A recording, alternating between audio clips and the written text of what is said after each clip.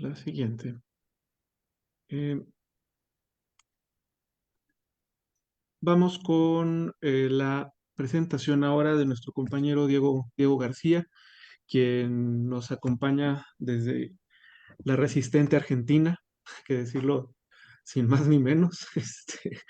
Y bueno, nos presenta su intervención, ponencia, conferencia, investigación, pero yo creo que también, a mí me gusta decirlo de una forma con mucho respeto, uno de nuestros caprichos intelectuales, que siempre le damos un nombre a las ponencias, y es Foucault, una práctica de la libertad. Diego, muchas gracias por acompañarnos y acompañarme otra vez. No, muchas gracias a vos, Samuel. Bueno, como decía Rodrigo, buenos días, buenas tardes, buenas noches a lo Truman Show, por las distintas latitudes donde anden. Bueno, multiplicar los agradecimientos por la invitación y por la organización de esta actividad, que esperemos resulte en un encuentro, ¿no? Apostamos a que haya encuentro en este tiempo que tenemos para compartir. Eh, bueno, yo un poco por el formato que nos dimos y por el tiempo que nos ha propuesto Samuel, traje algunas notas para tratar de poder restringirme al tiempo que tenemos, ¿sí? Quisiera dedicar el tiempo que tenemos entonces a compartir con ustedes un cierto número de interrogantes, de preguntas, en relación a cómo han sido recepcionados los trabajos de Michel Foucault, el lugar que tienen o se pretende que tengan sus investigaciones, el aporte que han constituido para el pensamiento occidental, no solo europeo, sino también latinoamericano.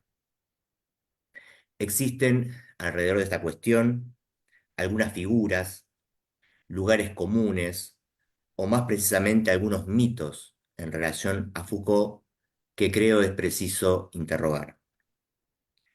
Los mitos tienen sin duda una función no menor, tienen su importancia como relatos ficcionales, sean estos individuales o sociales, como construcciones que intentan dar cuenta de acontecimientos, de fenómenos que tratamos de explicarnos y otorgarles algún sentido. No se trata tanto de derribarlos o prescindir de ellos, sino más bien de interrogarlos para hacer emerger el núcleo de verdad que de alguna manera ponen en juego. Existen alrededor de Foucault, si me permiten decirlo de este modo, mitos que circulan, que dan por sentadas algunas ideas acerca de su trabajo y que lo colocan en un sitio que no es seguro sea el que más conviene a su aporte como intelectual, como filósofo y menos aún a su participación política. Estos mitos se apoyan en primer término en el interés que Foucault tuvo por los establecimientos de encierro y que se encuentra presente de manera muy temprana en sus análisis acerca de los asilos para los locos, los hospitales como espacialidad de la mirada médica, pero también en sus investigaciones de los años 70 alrededor de la prisión. Ese interés de Foucault, que es efectivo y constatable a lo largo de toda su obra, ha dado lugar a lo que llamaré el mito del encierro. En segundo término, en cierto modo ligado a lo anterior, parecería estar la idea establecida de que conforme Foucault iba progresando su pensamiento y la elaboración de sus investigaciones, se habría visto la necesidad de sacarnos del encierro en el que él mismo nos había metido, con su caracterización del poder como una malla, como una red que nos sugestiona, nos captura o nos atrapa sin escapatoria posible. Según este imaginario, ya no solo se trataría de un autor especialmente interesado en las prácticas de encierro, sino que incluso sería un autor que nos encierra, de un autor cuyos planteos, lúcidos y geniales, conducen, sin embargo, a una encerrona para la cual, por si fuera poco, nos dicen, no propone nada, ninguna salida, ninguna alternativa. Este mito, creo, podemos acordar en considerarlo, a diferencia del anterior, el mito de la encerrona trágica. Finalmente considero que es posible ubicar un tercer mito, también en este caso solidario de los dos precedentes, que consiste en presentarnos una figura de Foucault eminentemente teórica, como si se tratase de un intelectual de escritorio, sentado junto a su gato Insanity, escribiendo libros y armando conferencias sobre temas que sólo conocería desde la cómoda distancia que los constructos teóricos parecen guardar con respecto al territorio. En el mejor de los casos, este mito ubica a Foucault, si no detrás de un escritorio, al menos agazapado en el sitial del profesor universitario, impartiendo sus cursos frente a una audiencia más o menos encandilada. Se percibe que este modo de acoger su legado involucra también un encierro, el mito del intelectual encerrado. Tenemos entonces nuestros tres mitos: un mínimo de cuestiones situadas alrededor de ellos y la inquietud por interrogar el régimen de verdad que vehiculizan.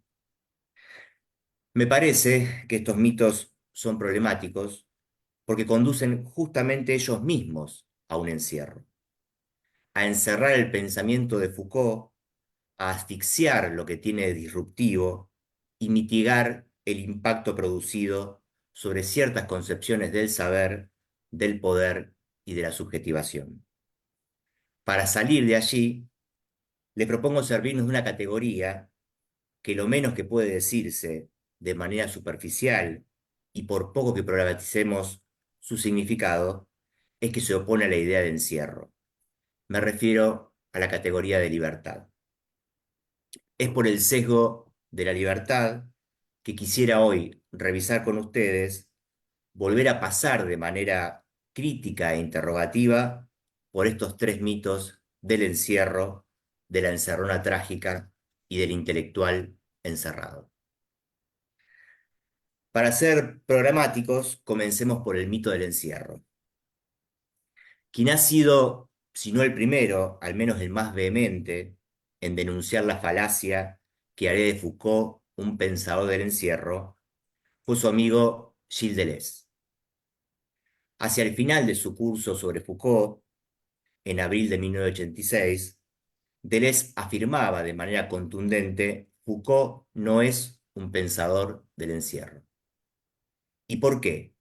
Y lo cito: porque tanto la interioridad psíquica como el encierro físico se encuentran estrechamente subordinados a funciones de exterioridad. Hablando de la historia de la locura, dice Deleuze, Blanchot tiene una fórmula excelente.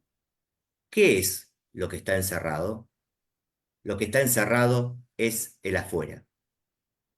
En efecto, el encierro físico, sigue diciendo Deleuze, así como la interioridad psíquica, es una función secundaria respecto de las formas de exterioridad. El encierro está al servicio de las formas de exterioridad. Fin de la cita. ¿Por qué esto nos interesa? ¿Por qué es importante esta consideración que hace Deleuze? Porque si bien es cierto que desde la historia de la locura, pasando por el nacimiento de la clínica hasta Vigilar y Castigar, las investigaciones de Foucault caracterizan el funcionamiento de instituciones de encierro, el asilo, el hospital, la prisión, no es eso lo principal. No radica en eso la novedad de la propuesta Foucaultiana. De hecho, el propio Foucault referencia trabajos anteriores que ya se habían ocupado de problematizar la temática del encierro, entre ellos el conocido libro que data de 1961, Internados, de Erving Goffman. Si el encierro no es lo esencial, ¿de qué tratan esos libros y esas investigaciones de Foucault?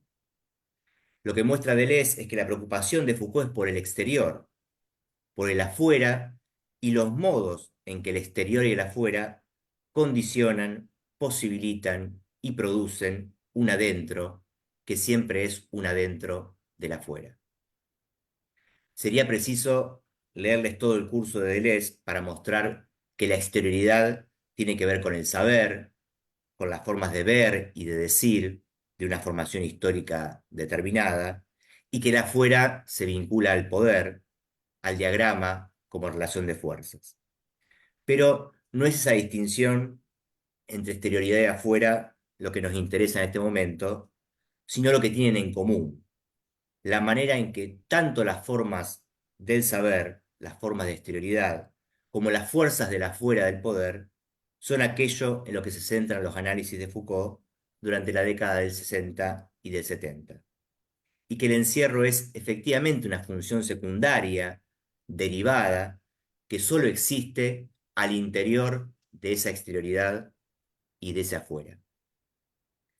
Solo así se entiende que cuando Foucault habla en Historia de la Locura de la nave de los locos, esa antigua práctica en la que los locos eran colocados en el interior de un navío lanzado al mar, diga que se trataba en realidad de poner al loco en el interior del exterior, y que lo importante es esa exterioridad.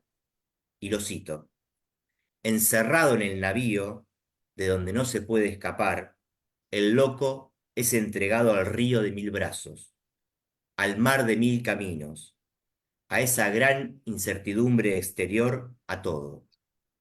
Está prisionero en medio de la más libre y abierta de las rutas. Está sólidamente encadenado a la encrucijada infinita. Fin de la cita. Del mismo modo ocurre con la prisión. Foucault no descubre que la prisión sea disciplinaria. Encuentra que es la consecuencia de una sociedad que comienza a configurarse ella misma como disciplinaria. Muestra de qué modo la prisión pliega hacia adentro, hacia el interior, fuerzas que son en realidad fuerzas del afuera, del diagrama disciplinario en el momento de su constitución.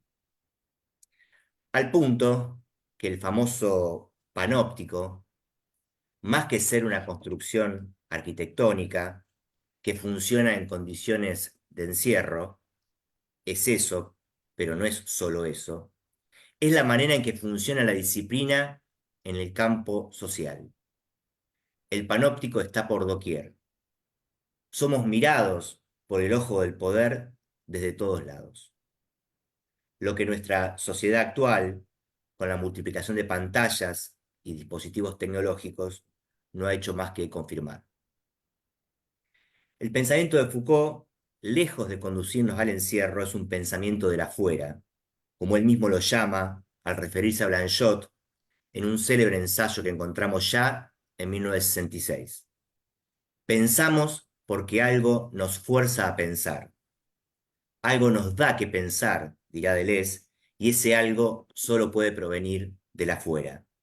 Es un llamado del afuera, de lo otro en un sentido fuerte.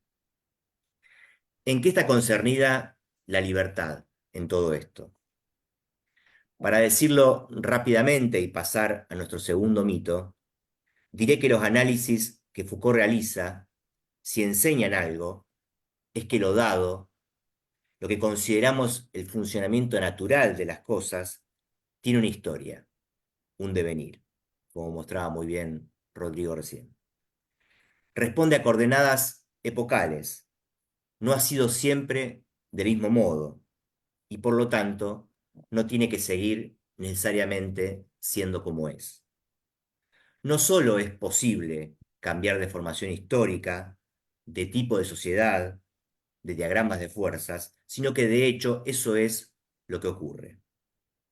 La historia de la locura, de la mirada médica, de las ciencias humanas, de la prisión, de la sexualidad, cada una de las historias a la Foucault son las historias de esos cambios, de esas transformaciones en el campo del saber y de esas mutaciones diagramáticas en la dimensión del poder. Desde allí, el mito de la encerrona trágica comienza también a ponerse en tensión. El poder nunca fue para Foucault un destino trágico, el callejón sin salida de todas las libertades. Caracterizarlo, describir el funcionamiento de esa microfísica del poder, siempre tuvo para él un horizonte estratégico, tan estratégico como el poder mismo.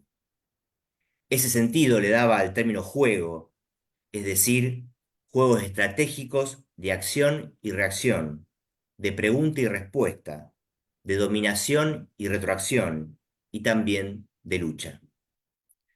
Cuando en la voluntad de saber, Foucault realiza una serie de proposiciones que funcionan como contraprincipios del poder, escribirá esa frase que se ha vuelto tan conocida, quizá demasiado conocida y por ello vaciada de sentido: donde hay poder, hay resistencia.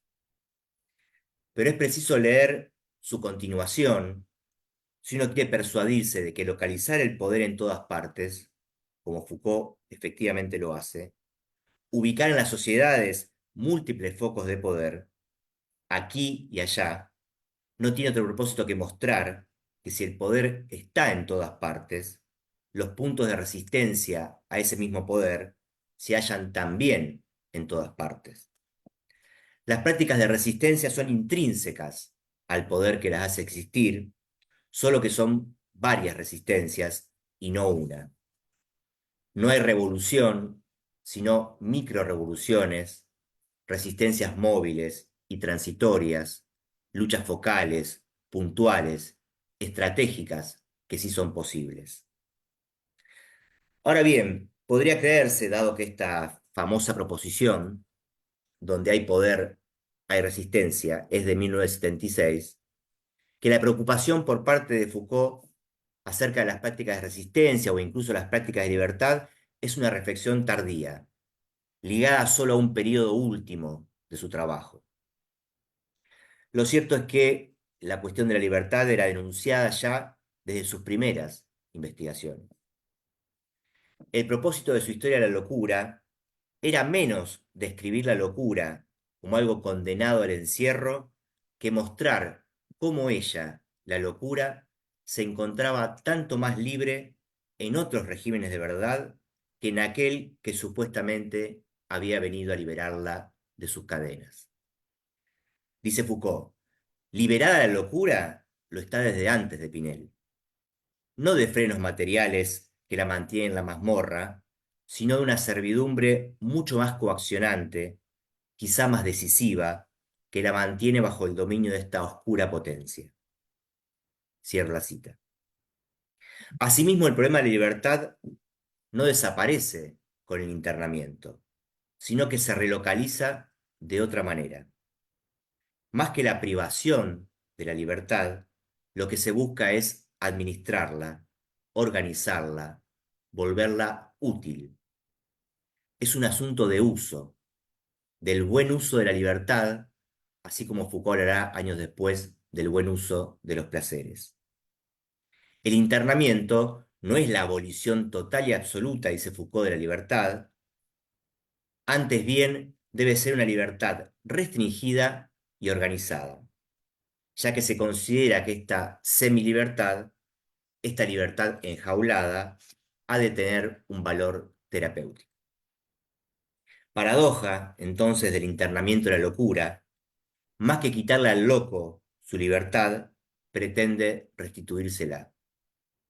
Artimaña del poder que sólo resultará posible desde el momento en que entre libertad y razón haya un vínculo estrecho. Se prepara así, según Foucault, una definición de la locura como ausencia de libertad.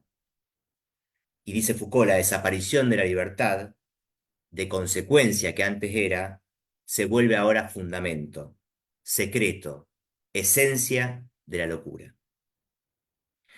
Señalo estas cuestiones quizá conocidas para advertir sobre el hecho de que la libertad no es en Foucault una categoría secundaria a la que arribaría solo después de habernos encerrado en su concepción del poder, sino que la libertad está incluida en esa misma concepción desde sus comienzos. Podría hacerse incluso la arqueología, esta palabra que le gusta tanto a Samuel, podría hacerse la arqueología de sus apariciones, de sus transformaciones, de sus múltiples relaciones con los temas que tanto interesaron a Foucault. No tenemos el tiempo de hacerlo ahora, pero permítanme al menos indicar que la libertad tiene en Foucault muchos nombres y aparece bajo denominaciones diversas. Y voy a comentar solo 4 casos. Primer caso, la libertad se llama transgresión en 1963, cuando Foucault escribe aquel prefacio en homenaje a Georges Bataille. La caracterizará como una alternativa al pensamiento dialéctico, este pensamiento que se esfuerza siempre en alcanzar una síntesis como resultado de la lucha entre los opuestos. La transgresión, en cambio, dice Foucault, será profanación sin objeto, una profanación vacía y replegada sobre sí, en la que los instrumentos no se dirijan a nada distinto de ellos mismos. Su existencia es efímera, se encuentra en la delgadez de la línea del límite que ella franquea. No tiene más espacio que ese trazo ínfimo. La transgresión atraviesa y no cesa de recomenzar a franquear una línea que tras ella enseguida se cierra en una oleada débil de memoria, retrocediendo así hasta el horizonte de lo infranqueable. La libertad transgresión es como el resplandor en la noche. Se pierde en ese espacio que ella afirma desde su soberanía y finalmente calla luego de haber dado un nombre al oscuro. Segundo caso, la libertad será también la actitud crítica en 1978, en esa exposición que Foucault dedica a la Sclerum, a la ilustración kantiana. Esta libertad crítica responde al problema de la gubernamentalidad que Foucault indagará en aquellos años, es decir, la cuestión de cómo gobernar. De allí la definición que da, la crítica como el acto de no ser gobernado. No de ninguna manera, sino, dice, no ser gobernado de esa forma, por ese, en el nombre de esos principios, en vista de tales objetivos y por medio de tales procedimientos, no de esa forma, no para eso, no por ellos. Reivindicación, entonces, una vez más, de una libertad que nunca es para Foucault una libertad absoluta, total, conquistada de una vez y para siempre. Es un acto, pero un acto, además, local, puntual, estratégico. Es también un arte que Foucault denominará bellamente como el arte de la inservidumbre voluntaria o de la indocilidad reflexiva. Esta libertad crítica es finalmente una voluntad decisoria de no ser gobernados de cierta manera. Tercer caso, la libertad en Foucault adoptará también el nombre de sublevación. La vemos aparecer en continuidad con la actitud crítica, apenas un año después, en 1979, y ligada también a la noción de voluntad. Con la libertad sublevación, se trata para Foucault de desbordar el viejo concepto de revolución, en tanto categoría política de la modernidad que arrastraba la idea de un liderazgo, de una representatividad, de organizaciones políticas, partidos, etc. Por el contrario, la sublevación da cuenta de movimientos espontáneos, suscitados desde abajo, por grupos no organizados de gente que asumen una voluntad que no responde a una voluntad de Estado ni a la voluntad de una organización política determinada.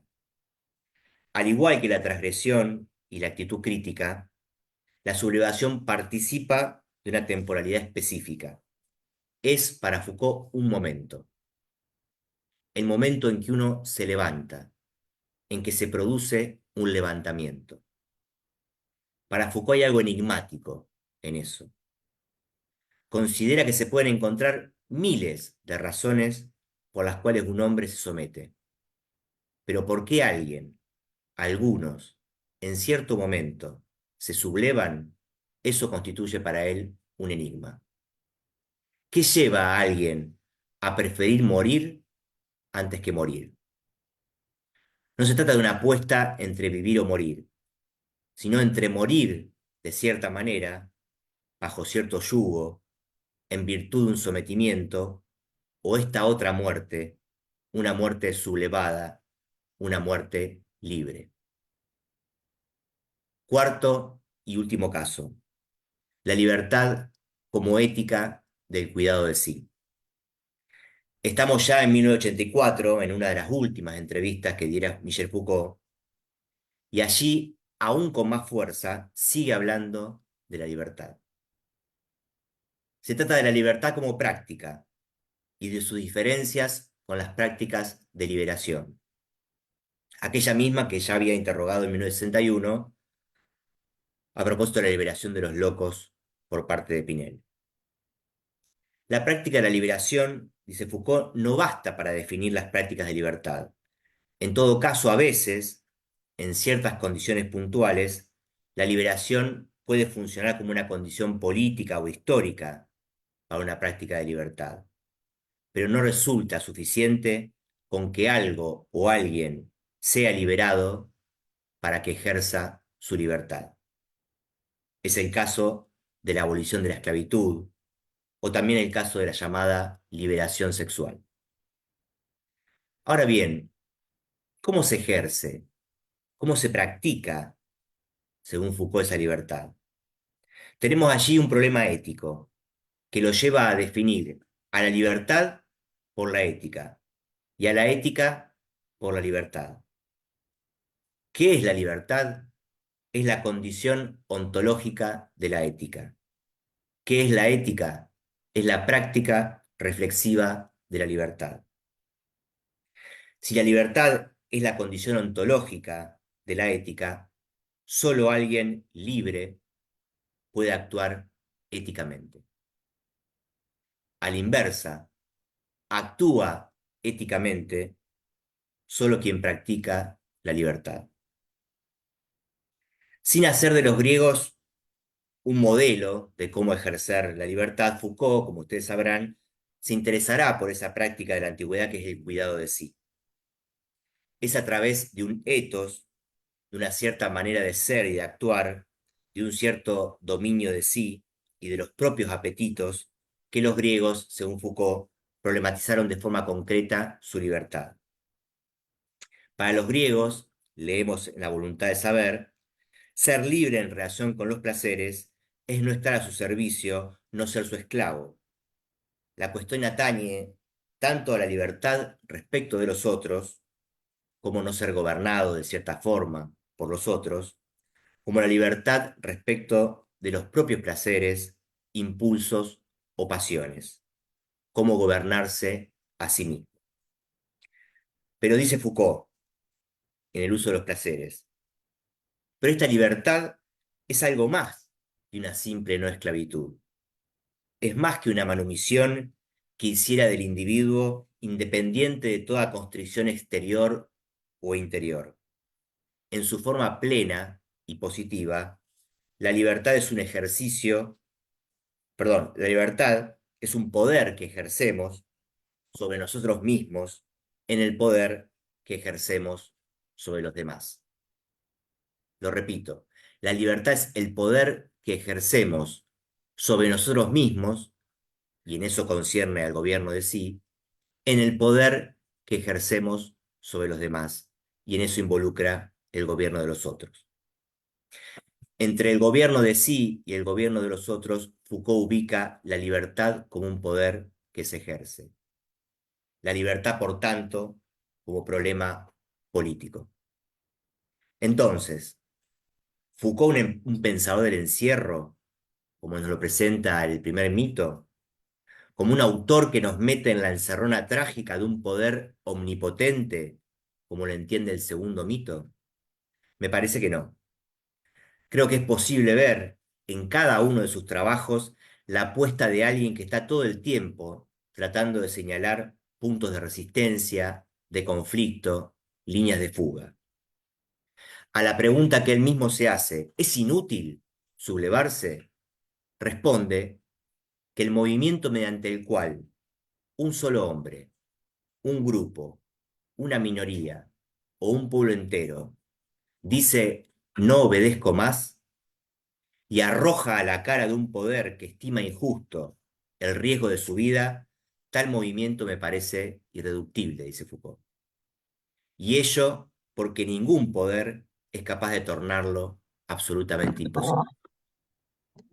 Más aún, afirma, si las sociedades se mantienen y viven, es decir, si los poderes no son en ellas absolutamente absolutos, es porque tras todas las aceptaciones y las coerciones, más allá de las amenazas, de las violencias y las persuasiones, cabe la posibilidad de ese movimiento en el que la vida ya no se canjea, en el que los poderes ya no pueden nada, y en el que ante las horcas y las ametralladoras los hombres se sublevan. Pero nos queda un tercer mito antes de concluir. Para abreviar, dijimos que ese era el mito del intelectual encerrado. Dos cuestiones ahí que quisiera subrayar. Por un lado, que tal como Foucault entiende las relaciones entre teoría y práctica, no podría haber nunca una separación entre aquello que pertenece al registro de lo teórico y aquello que participaría del registro de lo práctico. No hay un Foucault teórico y un Foucault práctico. En ese sentido, afirma él en una conversación con Gilles Deleuze, la teoría no expresa, no traduce, no aplica una práctica, es una práctica. Pero una práctica local y regional, no totalizadora, lucha contra el poder, lucha para hacerlo aparecer y golpearlo allí donde está más invisible y más insidioso. Lucha no por una toma de conciencia, sino por la infiltración y la toma de poder, al lado, con todos aquellos que luchan por esto, y no retirado para darles luz. Una teoría, dice Foucault, es el sistema regional de esta lucha. Por otro lado, esta manera de concebir la teoría como práctica se refleja en lo que Foucault consideraba el papel del intelectual. En efecto, no lo veremos nunca encarnar el papel del sabio, del iluminado, que estaría en condiciones de decirnos qué hay que hacer. El intelectual, por el contrario, señala en una entrevista, no puede seguir desempeñando el papel de dar consejos. El proceso, las tácticas, los objetivos deben proporcionárselos a aquellos que luchan y forcejean por encontrarlos. Lo que el intelectual puede hacer es dar instrumentos de análisis, y en la actualidad ese es el papel esencialmente del historiador.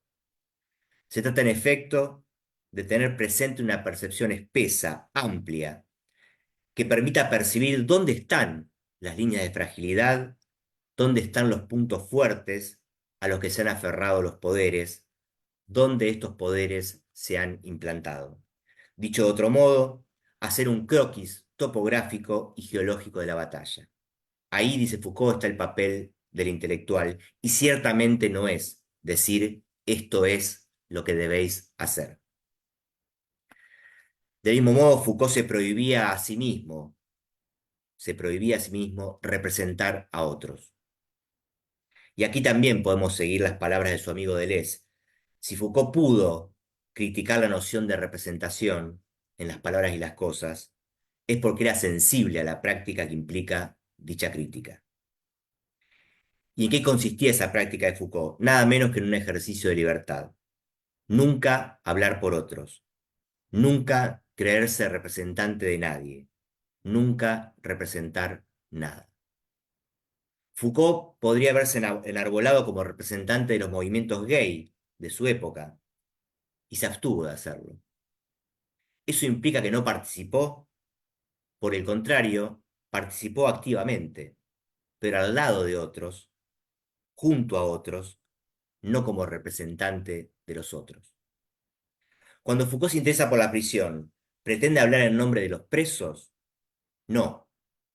Vigilar y castigar es un libro que resulta de manera directa de una huelga de hambre realizada por un grupo de detenidos y que lleva a Foucault a acercarse a la cuestión de las cárceles y a hacer una experiencia práctica en relación a ellas. En lugar de considerar que los presos necesitaban que alguien los represente, que hable por ellos, Foucault generó un dispositivo que ustedes deben conocer, el grupo de información de las prisiones, para que sean los propios detenidos quienes tomen la palabra. Y con ese fin, Foucault y algunos otros hicieron circular folletos, entraron a las prisiones, acercaron encuestas a los detenidos, hablaron con las familias, radicaron denuncias e intentaron abolir el registro de antecedentes penales.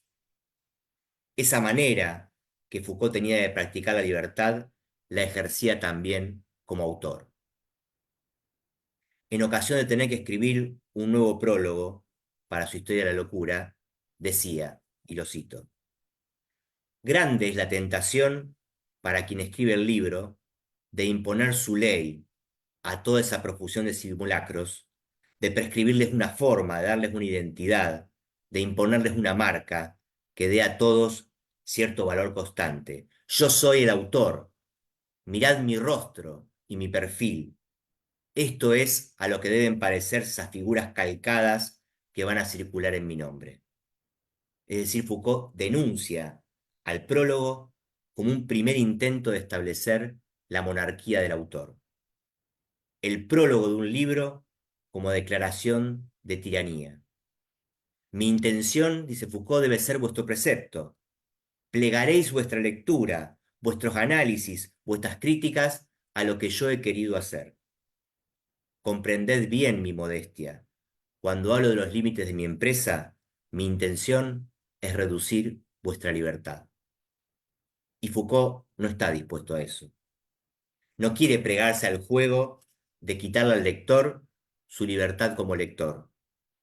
Por el contrario, proclama: yo quiero que un libro, al menos del lado de quien lo ha escrito, no sea más que las frases de la que está hecho. Quiero que este objeto, acontecimiento, casi imperceptible, se recopie, se fragmente, se repita, se limite, se desdoble y finalmente desaparezca, sin que aquel a quien le tocó producirlo pueda jamás, jamás reivindicar el derecho de ser su amo. ¿No es esto mismo, esta libertad que Foucault le confería al lector, la libertad que exigía para sí mismo como autor en aquellas palabras finales de su introducción a la arqueología del saber? Más de uno, dice, como yo, escriben sin duda para perder el rostro.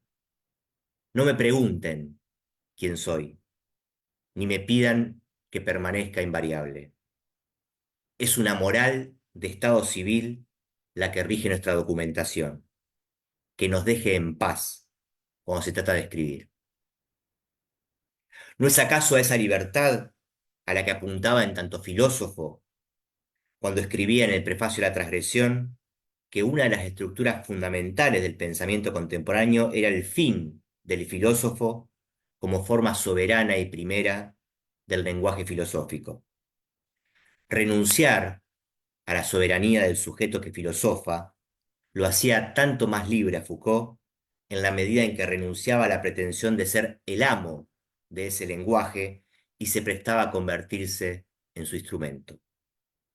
¿No es ese, por último, el lugar que deseaba para sí cuando tomaba las palabras en sus clases, el de convertirse en un instrumento del discurso, como lo expresara en su lección inaugural en el Collège de France, cuando decía, y lo cito: en lugar de ser aquel de quien procede el discurso, yo sería más bien una pequeña laguna en el azar de su desarrollo, el punto de su posible desaparición? Ese es el Foucault que he querido mostrarles, el que por fuera de los mitos que alrededor de él circulan y seguirán circulando, practicaba la libertad en su activismo político, en sus textos, en sus clases. Termino, por tanto, cediéndole la palabra a él. Y lo cito: si se me pregunta, dice Foucault, ¿cómo concibo lo que hago?, respondería: si el estratega es el hombre que dice ¿qué importa tal muerte, tal grito, tal sublevación, con relación a la gran necesidad del conjunto? ¿Y qué me importa, además, tal principio general en la situación particular en la que estamos, pues entonces me es indiferente que el estratega sea un político, un historiador, un revolucionario, un partidario de la ya o de la ayatola. Mi moral teórica, dice Foucault, es inversa, es antiestratégica, es ser respetuoso cuando una singularidad se subleva, intransigente desde que el poder trasguede lo universal. Elección sencilla y dificultosa labor. Después de todo, ese es mi trabajo. No soy el primero ni el único en hacerlo, pero yo lo he escogido. Así afirmaba, una vez más, su libertad. Yo lo he escogido, es decir, libremente. Muchas gracias.